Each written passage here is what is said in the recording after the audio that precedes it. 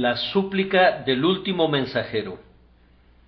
Por último, teniendo aún un hijo suyo, amado, lo envió también a ellos, diciendo: tendrán respeto a mi hijo. Mas aquellos labradores dijeron entre sí: este es el heredero, venid, matémosle, y la heredad será nuestra. Y tomándole, le mataron, y le echaron fuera de la viña. ¿Qué pues hará el señor de la viña?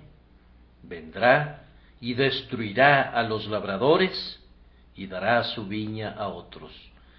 Marcos 12, 6 al 9. Hermanos, ustedes conocen la historia del trato de Dios con Israel y del trato de Israel con Dios. El Señor eligió a sus padres, Abraham, Isaac y Jacob, los hizo una raza separada para él, los sacó de Egipto debajo el yugo de hierro, los condujo a través del Mar Rojo, los alimentó durante 40 años en el desierto, los llevó por diferentes lugares y los instruyó de la misma manera que un hombre enseña a su hijo.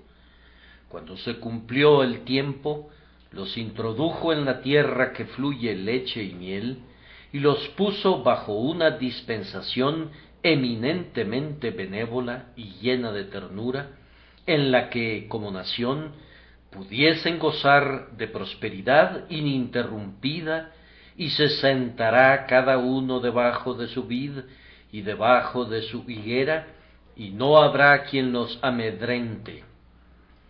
Todo lo que requería de ellos era que Él fuera su Dios, que no pusieran ídolos en lugar suyo y que obedecieran sus estatutos.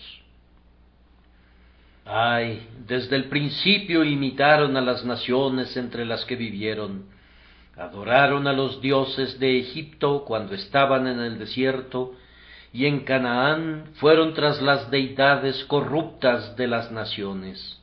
Adoraron a dioses inmundos con ritos obscenos, hicieron pasar a sus hijos por el fuego en honor a Moloc, e hicieron cosas horrendas que irritaron al Altísimo. En su longanimidad les envió profetas, uno tras otro, profetas que recibieron trato indigno de mano de ellos cuando reprendían sus pecados. Los profetas fueron escarnecidos, perseguidos y muertos a filo de espada. Dios, en grandiosa paciencia, les envió más mensajeros suyos, algunos de ellos grandilocuentes, como Isaías y Ezequiel, otros de ellos con abundantes lágrimas, como Jeremías, o vestidos con dignidad, como Daniel.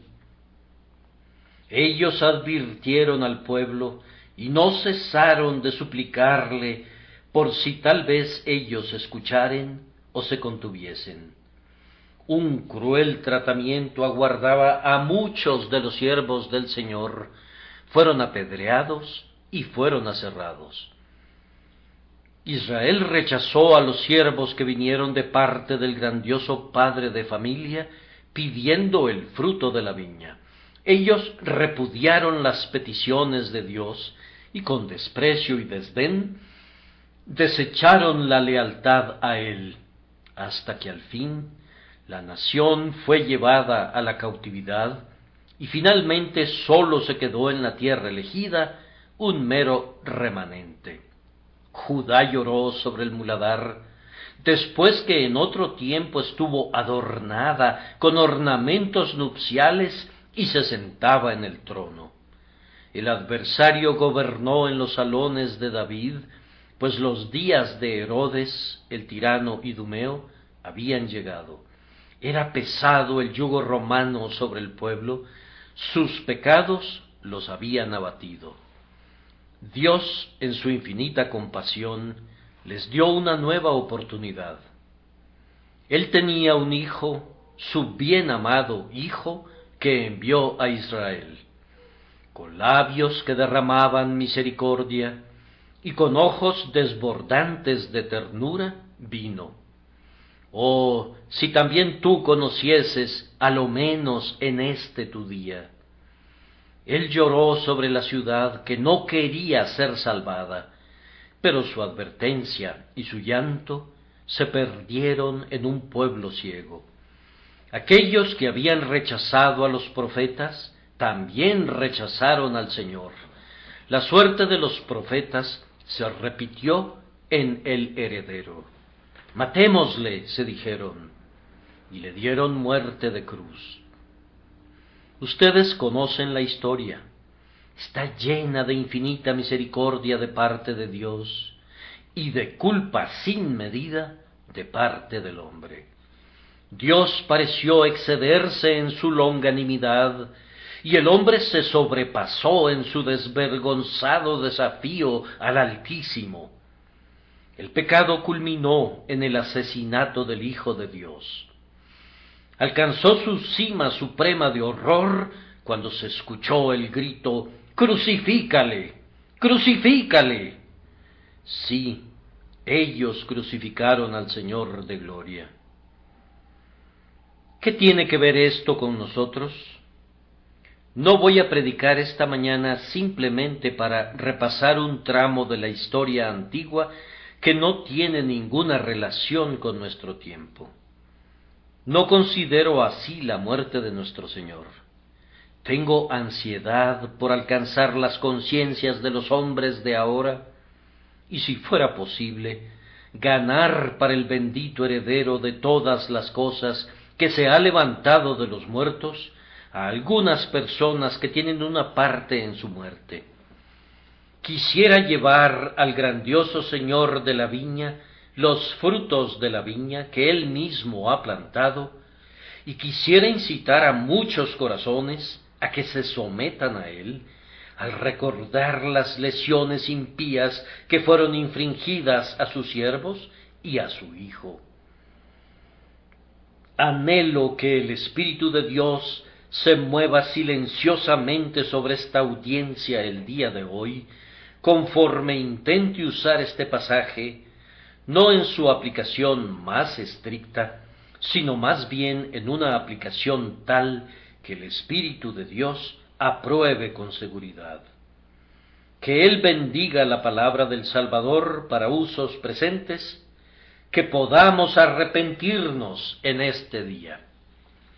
El hecho es que a menos que hubiésemos sido cambiados por la gracia divina, todos rehusaríamos prestar a nuestro grandioso Dios el servicio que le es debido. Él nos ha puesto aquí y nos ha dado vida como una viña para que la cultivemos, pero muchos han cultivado esa viña enteramente para ellos mismos y sus familias y amigos, y no para su Dios, su Hacedor. No hay Dios en ninguno de sus pensamientos. Ahora, el Señor ha enviado a tales personas, a muchos mensajeros. No hemos tenido ningún profeta que viva entre nosotros en estos días, pero tenemos la palabra de Dios y el registro de los testimonios de sus inspirados mensajeros, y estos nos hablan virtualmente. Tenemos a Moisés y los profetas. Ellos nos están hablando también ahora. Además, hemos estado rodeados de hombres de Dios y cercados por santas mujeres que han apelado a nosotros en el nombre de Dios.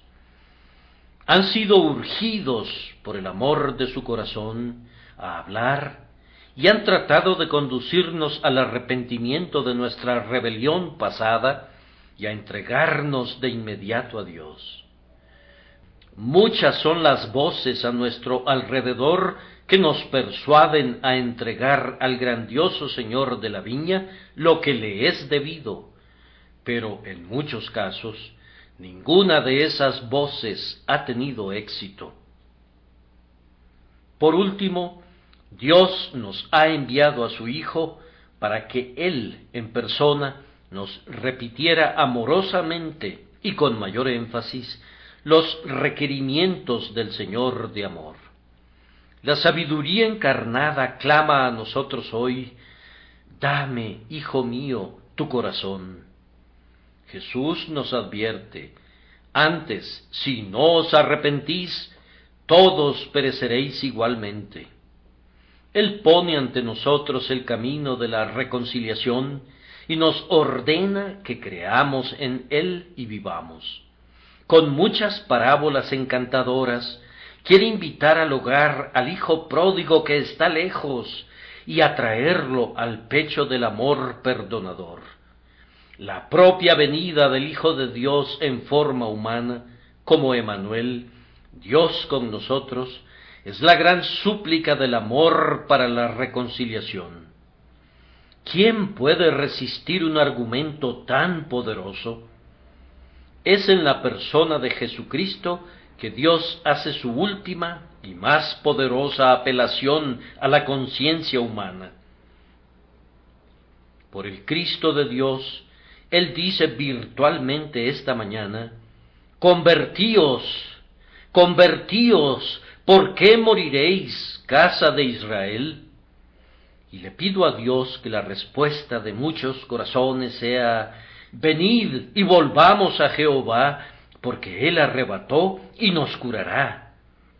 Oh grandioso Espíritu, haz que así sea. Hablaré de 3 cosas el día de hoy. La primera será la asombrosa misión. Por último, teniendo aún un hijo suyo, amado, lo envió también a ellos, diciendo: tendrán respeto a mi hijo. En segundo lugar, el pasmoso crimen, y tomándole, le mataron y le echaron fuera de la viña. Y, por tanto, en tercer lugar, el castigo apropiado, del cual dice el texto: ¿qué pues hará el Señor de la viña? ¿Qué venganza puede bastar para un acto tan vil? Primero, entonces, reflexionemos por unos instantes en la asombrosa misión. Por último, teniendo aún un hijo suyo amado, lo envió a ellos. Por favor, recuerden, en lo relativo al Hijo de Dios enviado a nosotros para reconciliarnos con el Padre, que Él vino después de muchos rechazos al amor divino. En cuanto a Israel, Él vino después de los profetas, por lo que a nosotros llegó después de muchos otros. No hay nadie entre nosotros, así lo creo, que haya sido dejado sin advertencias y reconvenciones de Dios. Él comenzó temprano con algunos de nosotros, llamándonos como Samuel, cuando todavía éramos niños. Repitió esos llamados a través de los días de nuestra juventud. Pecar para nosotros no fue barato. No nos descarriamos nunca. Había un algo interno que nos alaba de la manga y nos advertía de nuestro comportamiento erróneo. Hemos sido llamados a Dios por las más fervientes súplicas de hombres fieles y mujeres afectuosas. Se nos han predicado sermones que habrían conmovido a corazones de piedra. Pero, aún así, aunque sacudidos momentáneamente, permanecimos siendo obstinados enemigos de Dios, deshonestos en cuanto a sus reclamos, entregados a este mundo y olvidadizos del mundo venidero. Después de todas estas repulsas, si el Señor hubiere cerrado el cofre de la misericordia y hubiese abierto la redoma de la venganza y la hubiera derramado sobre nosotros, ¿quién habría podido reprocharle? En vez de lo cual, Él, todavía en su longanimidad piadosa, nos habla por su Hijo. Jesucristo, por quien hizo los mundos, condesciende a ser el mensajero del pacto de gracia.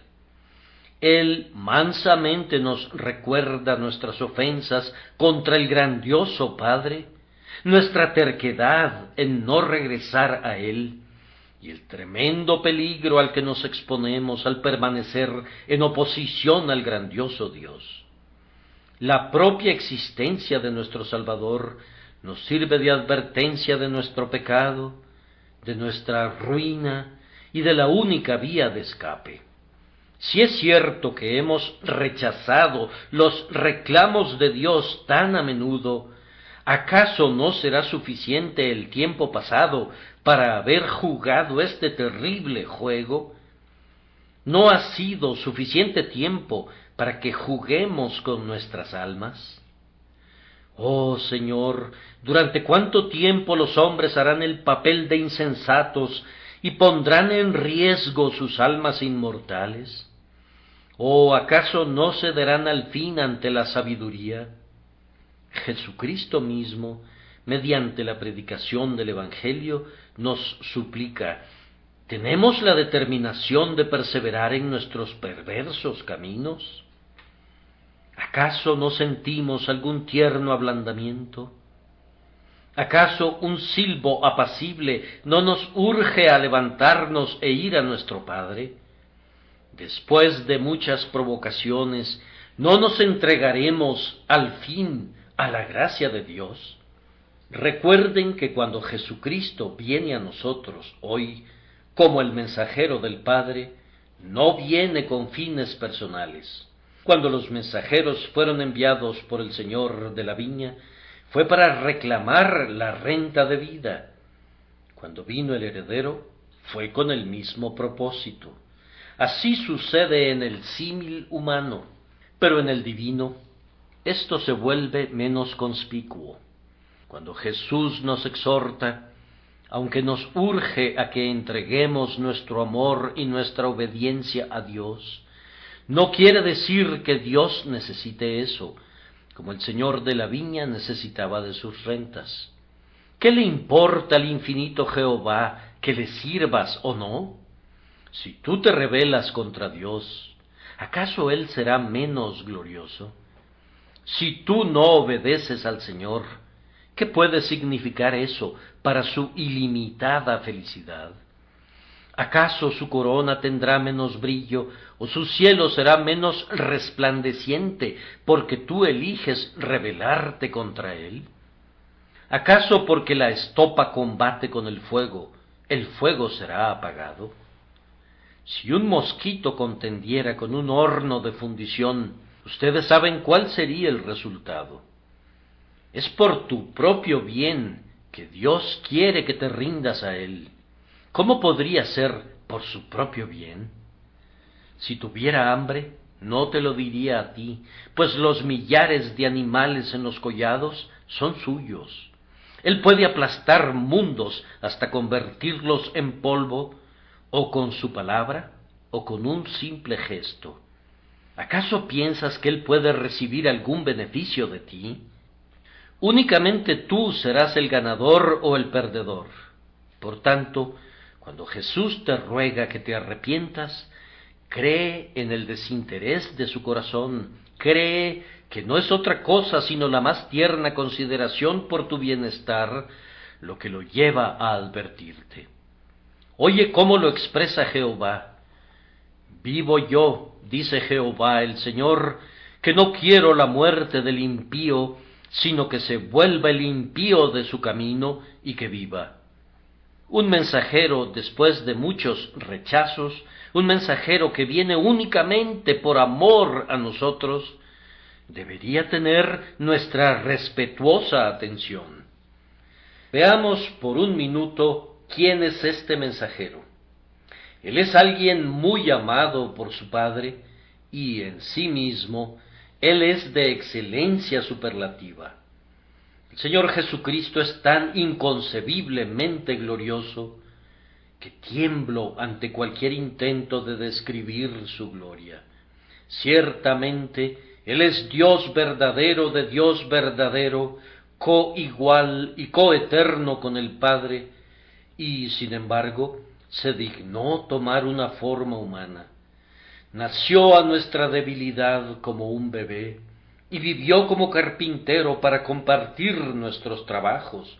Cuando abandona la mesa y la sierra de la carpintería, fue sólo para seguir caminos más laboriosos como maestro y sanador del pueblo.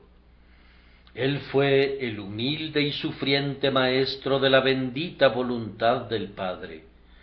Tomó sobre sí la forma de un siervo, y sin embargo, en él habitaba la plenitud de la deidad corporalmente. Él es el príncipe de los reyes de la tierra, y sin embargo, tomó una toalla y lavó los pies de sus discípulos. Tal es quien te suplica, tan majestuoso y compasivo, tan grandioso, y sin embargo, tan bueno. ¿Acaso lo vas a rechazar? Si yo te suplico, no soy sino alguien como tú, carne de tu carne, pero si Jesús te habla, te imploro tanto por la gloria de su deidad, como por la ternura de su humanidad, que no lo rechaces. Por causa de su deidad, no te atrevas a endurecer tu corazón. Él es el bien amado de Dios, y si tú eres sabio, Él será tuyo. No des la espalda a quien todos los ángeles adoran. Cuídate de no rechazar a quien Dios ama tanto, pues lo tomará como un insulto a sí mismo el que desprecia el ungido de Dios, ha blasfemado contra el propio Dios. Tú picas con tu dedo el propio ojo de Dios cuando menosprecias a su Hijo. Al contristar al Cristo, ciertamente vejas el propio corazón de Dios, por tanto no lo hagas. Te imploro, entonces, por el amor que siente Dios por su Hijo, que escuches a este incomparable mensajero de misericordia que ansía persuadirte para que te arrepientas. Ya he dicho que Él es tan glorioso que no puedo describirle, por tanto diré únicamente que su benignidad es tan conspicua como su gloria. No hubo nunca nadie como Él. Ninguno de nosotros ama a los hombres como Cristo los ama. Y si los amores de todos los que poseen un tierno corazón en el mundo fueran exprimidos conjuntamente, no producirían sino una gota en comparación con el océano de compasión de Jesús. Desde siempre sus deleites fueron con los hijos de los hombres, y aunque él habría podido ser feliz en medio de los ángeles, dejó su compañía para asumir nuestra raza inferior. Sí, él se desposó con nuestra naturaleza y se volvió hueso de nuestro hueso y carne de nuestra carne, por amor de ese selecto grupo que él llama su novia. No escondió su rostro de la vergüenza, ni de los escupitajos, ni su cuerpo del derramamiento de sangre, ni su alma de la mortal agonía, sino que él amó a su iglesia y se entregó a sí mismo por ella. Es este amante de almas el que se convierte en medianero de Dios ante nosotros y nos suplica que terminemos con nuestra rebelión. No lo rechacen. Si fuera duro y sin amor, yo podría imaginar que se active toda la obstinación de la naturaleza de ustedes. Pero su amor, que sobrepasa el amor de las mujeres, merece otro trato. Si lo rechazas, te responde con lágrimas. Si lo hieres, su sangre te limpia. Si lo matas, muere para redimir. Si lo entierras, se levanta de nuevo para traernos resurrección. Jesús es la manifestación del amor. Corazón de piedra, ablándate, ablándate, quiébrate, conquistado por la cruz de Jesús. Mira su cuerpo, magullado, rasgado, cubierto por una costra de sangre. Alma pecadora, ¿qué has hecho tú? Crucificaste al único Hijo de Dios. Además, su manera es muy persuasiva. cuando he estado intercediendo ante Dios por los hombres, y he terminado mi intercesión, he temido que algo en mi tono o en mi manera haya motivado que mi súplica fallara. No soy, tal vez, tan tierno como debería, ni hay suficiente pasión en mis tonos. Si pudiera hacerlo mejor, iría a cualquier escuela para aprender. Dios me ha enviado a menudo a la escuela del sufrimiento para instruirme al respecto, y, sin embargo, confieso mis fallas con profunda pena. Pero cuando Jesús, mi Señor, les suplica a ustedes, esta acusación no puede ser lanzada contra Él.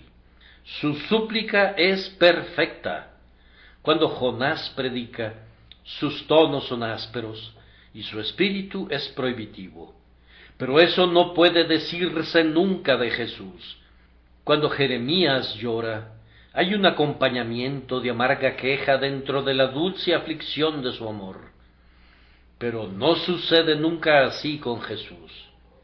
Jamás hombre alguno ha hablado como este hombre. Si alguna vez sus palabras truenan, como ocurre a menudo, aún en ese trueno se oye la voz del amor. Cuando hace brillar el relámpago del juicio contra escribas y fariseos, aún así, tiernas gotas de misericordia siguen a cada llama de fuego. Él es severo porque es tierno. Sus expresiones de terror nacen de un amor que no se atreve a ocultar la verdad, aunque le rompa su corazón decirlo. Dios es amor, y Cristo es el amor encarnado de Dios entre los hombres. Por tanto, querido oyente, si tú ves algo en mí que desapruebas, censúrame si quieres. Pero entonces está más atento a mi Señor, de quien únicamente provienen galanteos y ablandamientos. Dios te ha enviado a su propio Hijo bien amado. Te imploro que no lo rechaces. Mi corazón tiembla ante la simple sospecha que por lo menos uno de ustedes vaya a rechazar las súplicas de uno que tiene mucho celo por el bienestar eterno de ustedes. Además, cuando Dios envía a su Hijo para que implore a los hombres, les recuerdo que Él no los exhorta a nada que sea para nuestra pérdida, o que vaya en detrimento nuestro. La obediencia a Él es la felicidad para nosotros. Él no nos exhorta a que sigamos una vida de miseria, ni que comencemos un camino que pueda terminar en nuestra destrucción. Todo lo contrario, los senderos que Él quiere que transitemos son senderos de alegría, y todas las veredas por las que nos conduce son de paz. Aún el arrepentimiento es una tristeza encantadora, mucho más dulce que el gozo del pecado. Aquellos que se arrepienten y se vuelven a Dios a través de Jesucristo encuentran tal gozo, tal felicidad, que la tierra se convierte para ellos en el vestíbulo del cielo. Alegres campanas tañen dentro de la casa del Padre cuando un alma regresa al hogar. El grandioso Padre tiene el mayor gozo y toda la casa se regocija con él. Persuadir a ustedes a que sean santos equivale a inducirlos a que sean felices. Exhortarlos a que busquen a Dios equivale a urgirlos a que busquen su propio bienestar. Exhortarlos a que depongan las armas de la rebelión y a que sean reconciliados con el Altísimo es poner ante ustedes el camino más sabio, más seguro y el mejor. Por tanto, escúchenlo a Él. El Señor clama a ustedes desde el cielo: este es mi Hijo amado, a Él oíd. Harían bien en oírlo cuando cada palabra que Él habla busca su salvación. Recuerden, una vez más, que si no oyen al bien amado Hijo de Dios, habrán rechazado su última esperanza. Él es el ultimátum de Dios. Cuando Cristo es rechazado, no queda ya nada. Nadie más puede ser enviado.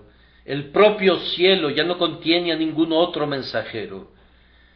Si Cristo es rechazado, la esperanza es rechazada. Tampoco se convertirían ustedes si alguien se levantara de los muertos, pues Jesús se ha levantado de los muertos y ustedes lo han rechazado.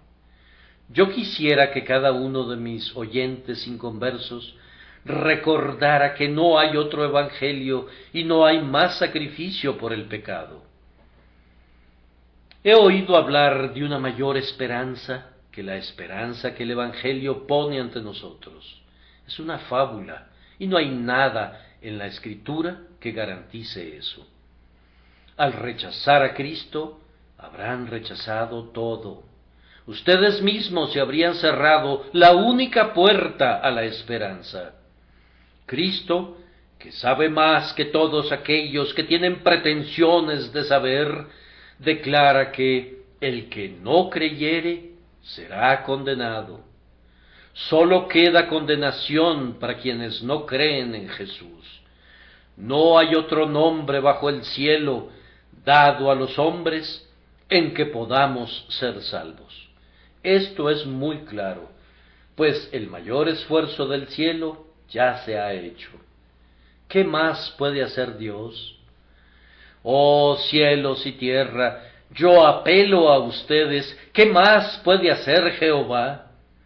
Si Él entrega a su Hijo a la muerte, y ese grandioso sacrificio es rechazado, ¿qué queda por hacer? La sabiduría infinita ha hecho lo mejor que ha podido, y el infinito amor se ha superado. Todo lo que los despreciadores pueden esperar es una perspectiva terrífica de juicio. De esta manera, esa asombrosa misión es presentada ante ustedes, y yo les suplico, por amor a ustedes mismos, que no rechacen al que les habla, pues si no escaparon aquellos que les rechazaron cuando habló en la tierra, ¿cómo escapará el que desprecia al que habla desde los cielos? Les suplico que presten atención mientras considero, en segundo lugar, el crimen pasmoso. No fue nada menos que un crimen pasmoso que cuando este señor de la viña envió a su bien amado hijo, los labradores se dijeron el uno al otro: este es el heredero, venid, matémosle, y la heredad será nuestra. Y tomándole, le mataron y le echaron fuera de la viña. No, dirá alguno, nunca matamos al Hijo de Dios. No los acusaré de haberlo hecho literalmente. Eso me haría culpable de exageración. Pero un hombre puede hacer virtualmente aquello que no hace realmente. Si se comete un asesinato, y yo lo apruebo, si mis propios principios me conducen a eso, si no siento ninguna indignación contra ese asesinato, sino que mis expresiones al respecto son serenas, si hay razones para creer que si yo hubiese estado allí, habría hecho lo mismo, entonces yo podría estar delante de Dios como partícipe del crimen. Hay muchos entre nosotros que son culpables del cuerpo y la sangre de Cristo. El himno que acabamos de cantar no nos presenta una acusación infundada. Sí, tus pecados han hecho esa obra, clavaron los clavos que lo fijaron allí, coronaron de espinas su cabeza sagrada, atravesaron con la lanza su costado, hicieron de su alma un sacrificio, mientras por el hombre pecador él muere. Ahora, yo digo que todos los que niegan persistentemente la deidad de Cristo, lo matan virtualmente, pues el Hijo de Dios no estaría vivo si su deidad no existiera.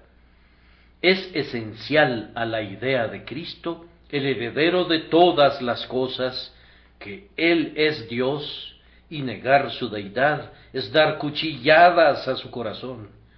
Todos aquellos que niegan su expiación también lo asesinan, pues la sangre del sacrificio es la vida del Cristo de Dios, la propia esencia de su condición de Cristo, el alma de su carácter como Jesús, radica en que ha sido seleccionado como propiciación por el pecado.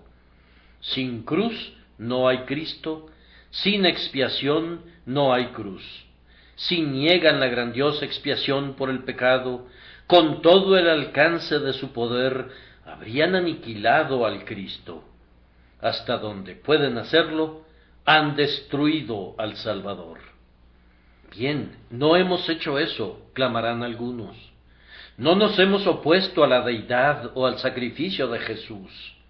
Pero permítanme recordarles que si no lo juzgan digno de sus más cuidadosos pensamientos, si se quedan indiferentes a sus reclamos y rehúsan obedecer su evangelio, virtualmente lo habrán repudiado. Para ustedes es lo mismo que si no existiera Cristo. ¿Acaso no es nada para ustedes que pasan junto al camino? ¿Acaso no significa nada que Jesús haya muerto? Ustedes han respondido virtualmente, no significa nada. Han rebajado a Cristo a la nada, comparado con las actividades de la vida cotidiana, y así ustedes lo han asesinado virtualmente, lo han puesto fuera de la existencia en lo que concierne a ustedes. En el pequeño mundo de su mente no hay un Salvador vivo. Él está muerto y enterrado para ustedes, y los argumentos que utiliza Dios, ustedes no los toman en consideración. Ustedes han estado ocupados toda la semana con distracciones triviales o discusiones sin importancia, pero no se han dignado pensar en Él, cuyo advenimiento al mundo es una maravilla tan grande que si nunca pensaran en otra cosa, pudieran ser justificados en una vida de devota meditación. Quien merece todos sus pensamientos no recibe ninguno. Ustedes no tienen nada que ver con Cristo, con su cruz, con su pueblo o con su causa. Por tanto, y no digo esto con dureza, sino con mucho dolor, ustedes son asesinos de Cristo y son culpables de su sangre. Yo los culpo de quitar de en medio a su Salvador. Yo les hago esta acusación directamente y confío que los conmoverá y los llenará de horror. Tengo que trabajar todavía más de cerca con algunos de ustedes que son culpables con suma certeza. Ustedes fueron una vez miembros de la Iglesia. Ustedes se acercaban a la mesa de la comunión, donde se congregan quienes recuerdan su precioso cuerpo y sangre.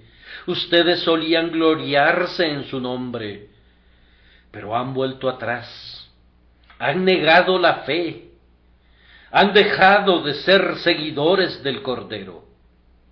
Ahora, estas no son mis palabras, sino palabras inspiradas. Ustedes han crucificado de nuevo para sí mismos al Hijo de Dios, exponiéndole a vituperio.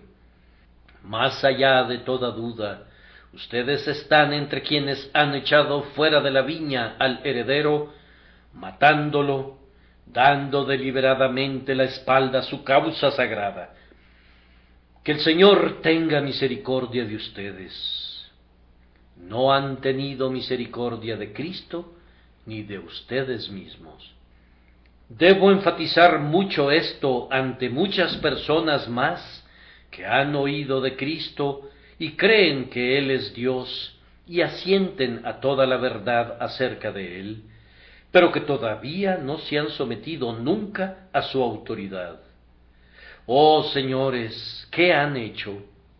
Han preferido al mundo que a Cristo, han elegido a Barrabás y han condenado al Salvador. Ustedes han respondido a los argumentos de Jesús diciendo, espera, ¿Por quién ha tenido que esperar el Señor de ustedes? ¿Qué? ¿Por una ramera? ¿Por un soborno de oro? ¿Por su deleitoso placer? Cuando una gran pregunta es pospuesta para dejar que otra tome precedencia, no lo objetamos si esa otra pregunta es de importancia preeminente, pero ¿podrías decir que hay algo que tenga mayor importancia para ti que el Hijo de Dios? ¿Acaso hay algo que tenga mayor derecho a tus pensamientos, a tu consideración, a tu amor, que la grandiosa salvación que Jesucristo ha consumado?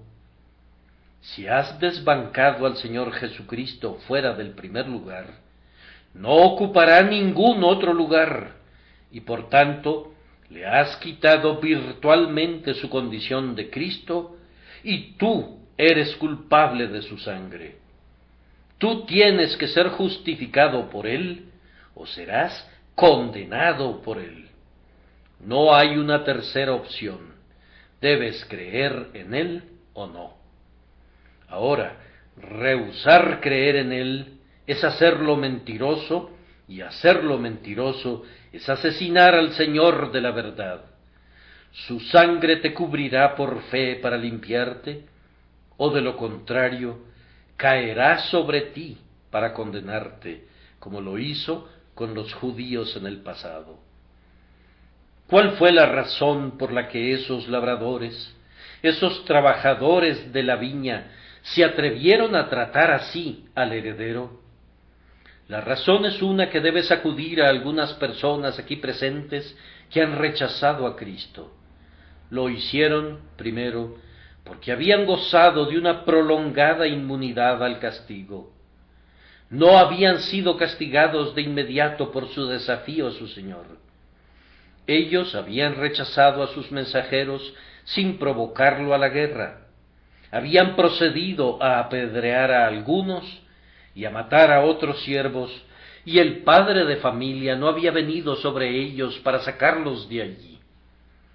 La primera vez que se burlaron del mensajero, estaban un poco atemorizados. Temían que, muy pronto, la espada del príncipe a quien habían desafiado amenazaría sus puertas. Pero como no hubo ninguna invasión, cobraron valor. Mataron al siguiente mensajero y se lavaron las manos, diciendo con engreimiento: no tendremos problemas. Al final se endurecieron mucho. No sé qué hayan dicho, pero me imagino que ciertos de ellos propagaron la teoría que su Señor no prestaría atención a lo que habían hecho, o que era demasiado benigno para castigarlos severamente. Vean, se dijeron, Él solo envía mensajeros de refresco si matamos a los anteriores, y aun si matamos a su hijo, Él lo tolerará. No debemos imaginar que Él se vengará. Él es amor, y aun si matamos a su hijo, Él guardará una mayor esperanza en nosotros. De cualquier manera, parecieron decir, correremos cualquier riesgo, pondremos a prueba su bondad, mataremos a su hijo, y de esta manera lo retaremos a que haga lo peor. Hombres malagradecidos abusan hoy de la longanimidad de Dios como lo hicieron en el pasado. Ellos afirman: bien, he rechazado el Evangelio durante mucho tiempo, he hecho de lado muchas súplicas, pero no estoy muerto, ni he sido atacado de ceguera, ni he sido tumbado de un golpe. Puedo seguir un poco más de tiempo sin ningún riesgo. Puedo rechazar otra vez a Cristo, pues Dios es misericordioso. Ciertos maestros, dicen ustedes, nos dicen que Dios es tan bueno, que si matamos inclusive a su hijo, no lo tomará en cuenta. Mataremos a su hijo, y así rechazaremos la expiación y pisotearemos la sangre preciosa, y sin embargo, no dudamos que todo saldrá bien a la larga, y el mal de nuestro crimen será únicamente temporal. Tal vez ustedes no expresen sus pensamientos con esas palabras, pero están diciendo lo mismo con sus acciones. No se atreven a decirlo y sin embargo está acechando en sus corazones y se manifiesta en sus obras. Correrán un terrible riesgo al no dar la debida importancia al Hijo de Dios. A ustedes esto les parece algo sin importancia, pero el horror se apodera de mí cuando pienso en ello. Oh, señores, yo no seré partícipe de su crimen. No cesaré de advertirles que será el más tremendo de todos los riesgos. Tan lleno de gracia como es Él, y Dios ha demostrado su gracia enviando a su Hijo. Sin embargo, Dios no es afeminado ni es injusto. Si ustedes rehúsan la misericordia que tan gratuitamente les brinda, Él tratará con ustedes en su justicia. Él es el juez de toda la tierra, y Él hará lo recto.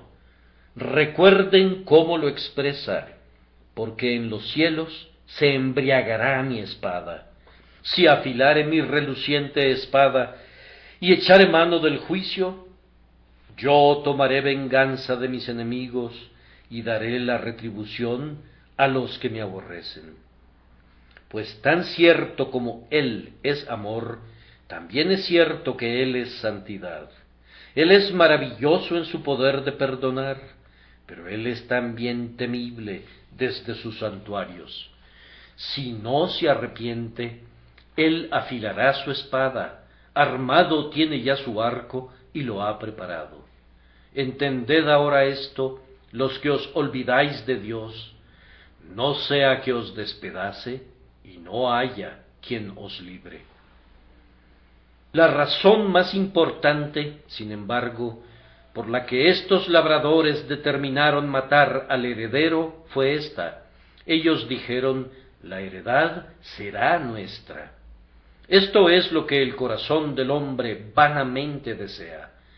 Dice: deshagámonos de esta plática problemática de la religión, y entonces podremos vivir para nosotros mismos y estudiar nuestro propio placer sin ningún remordimiento de conciencia. ¿No nos pertenecemos a nosotros mismos? ¿Quién señoreará sobre nosotros?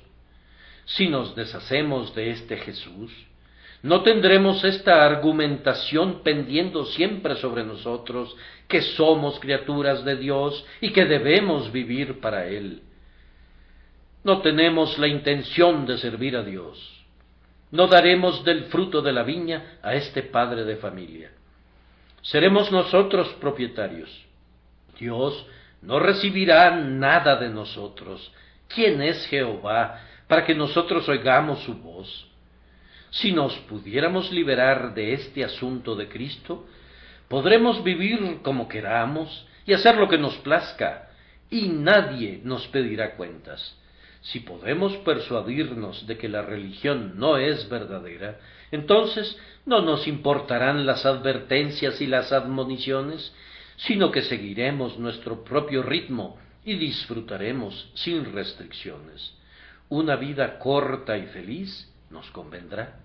Podríamos gozarnos si este asunto de Dios y de Cristo y de la eternidad pudiera ser desechado.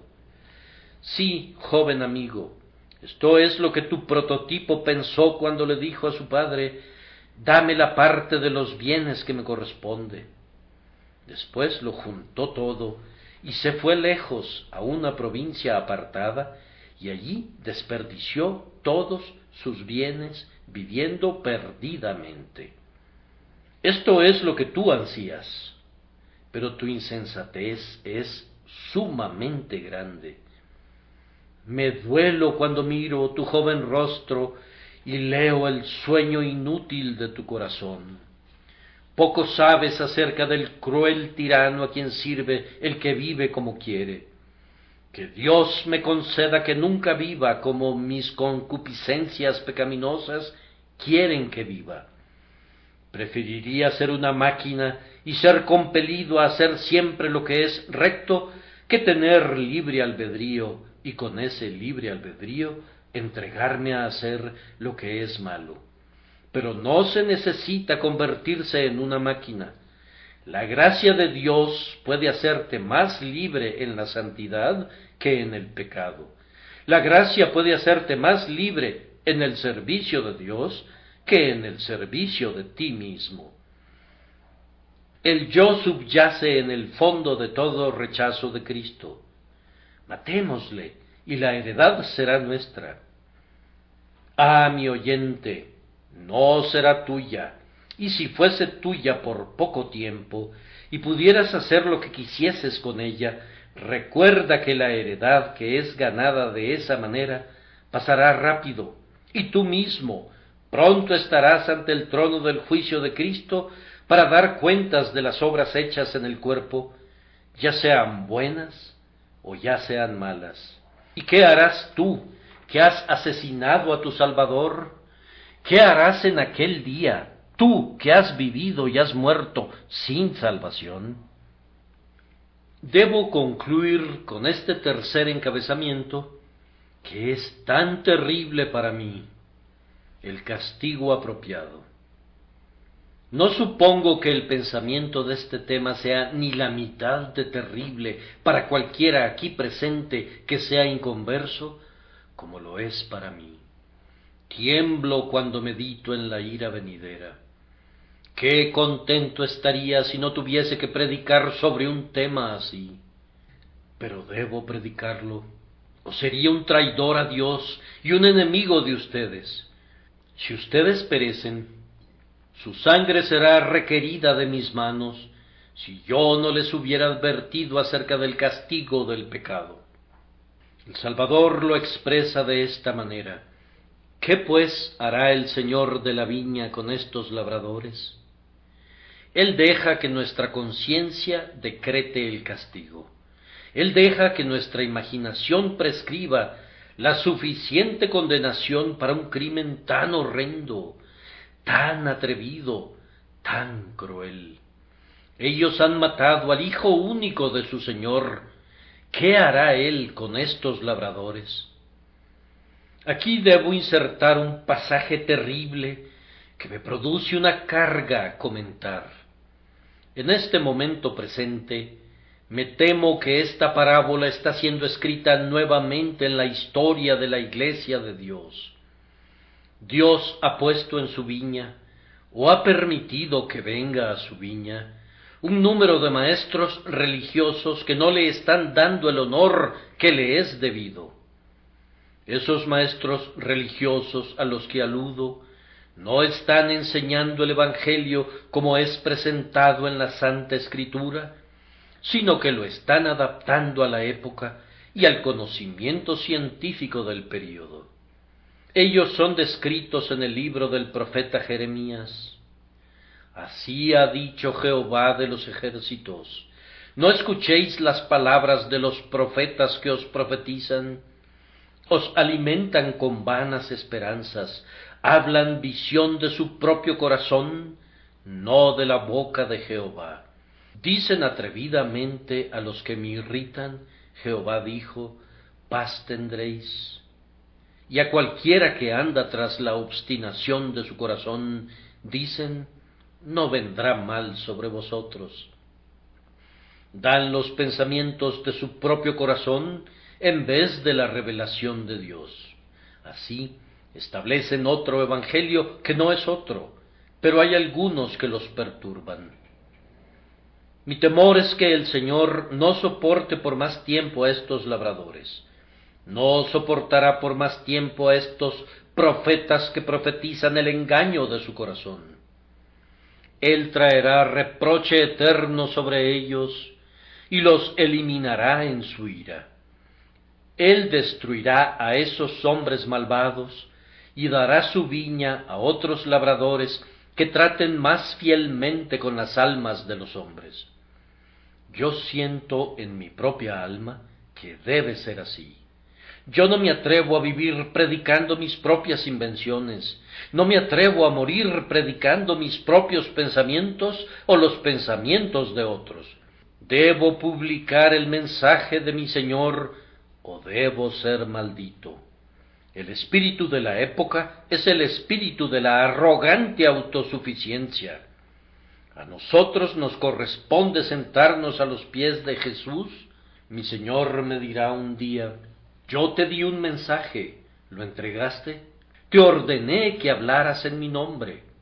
¿Hablaste mis palabras o las tuyas? Te di una revelación. ¿Entregaste esa revelación tan bien como podías hacerlo? ¿O inventaste algo nuevo que brotó de tu propio cerebro? Yo sé cómo responderé. Me temo que una terrible condenación aguarda a quienes persiguen las modernas falsedades del día. Aunque sean clérigos o ministros disidentes, una indecible y horrible condenación de la diestra de Dios aguarda a quienes prostituyen el oficio del ministerio para publicar filosofías humanas en vez de enseñar el evangelio del bendito Dios. Hermanos, cuídense que ninguno de nosotros peque contra el Espíritu Santo, poniendo nuestros sueños en rivalidad con sus certezas. Oren por quienes lo hacen, para que Dios trate con ellos con prontitud en venganza. El Señor tenga misericordia sobre todos los falsos profetas, y los conduzca con humildad y temblor a sus pies, para que no entrampen más a la gente, para derrotar a esta nación y para quitar el candelero de su lugar. Regreso a ustedes, a los que ya me dirigí con anterioridad. Ustedes han crucificado al Hijo de Dios, rehusando creer en Él. ¿Qué hará el Señor con ustedes cuando venga? La sentencia no puede ser demasiado severa, pues el crimen es horrible más allá de toda medida. Debe ser la peor forma de castigo conocida para la ley de Dios. Ellos mataron a los siervos y mataron al heredero. Ningún castigo temporal puede adecuarse al caso. Los que abogan por una condenación ligera por tal crimen deben ser rebeldes en sus propios corazones. Todos los que están siempre minimizando el infierno lo están haciendo probablemente con la esperanza de aligerar las cosas para ellos mismos. Quien juzga que el castigo del impenitente es ligero, es abogado del diablo. Los verdaderos siervos de Dios dicen: conociendo pues el temor del Señor, persuadimos a los hombres. Nuestro Señor deja que nuestras propias conciencias pinten la sobrecogedora miseria de esos hombres miserables que conducen su rebelión hasta su límite. En el capítulo que leímos, Mateo 21, nuestro Señor nos da una palabra terrible, comparándose Él mismo con la piedra que debe ser el cimiento, pero que los constructores rechazaron. Dice: y sobre quien ella cayere, le desmenuzará. Pecador, si rechazas al Salvador, tendrás que sentir todo su peso. Ilimitado en poder, infinito en majestad, todo su peso caerá sobre ti. ¿Vas a reflexionar al respecto? Puesto que Él hace pedazos a las naciones con una vara de hierro, juzga por ti mismo su poder. Puesto que de su presencia huyen el cielo y la tierra, juzga por ti mismo su poder. Y cualquiera que fuere ese poder, tú tendrás que sentir la plenitud de su fuerza. La piedra que sirve de cimiento, al caer sobre ti, te desmenuzará. No reflexionaré más sobre este terrible pensamiento, pero lo voy a repetir en forma solemne y resuelta. Tendrás que soportar el peso completo del Dios encarnado en el día de su ira. Es dicho de manera diferente en esa expresión, la ira del Cordero. ¿Acaso no es una combinación maravillosa la ira del Cordero? El amor, cuando se convierte en celos, es la más fiera de todas las pasiones. Y cuando el amor de Cristo, en infinita justicia, se convierta en santa indignación contra los impíos, Entonces será algo terrible de pensar y de soportar. Será la muerte segunda. ¿Están preparados a soportar el terrible peso de la ira de un Salvador? No, no lo están. Vengan entonces a Jesús, honrad al Hijo, para que no se enoje y perezcáis en el camino, pues se inflama de pronto su ira.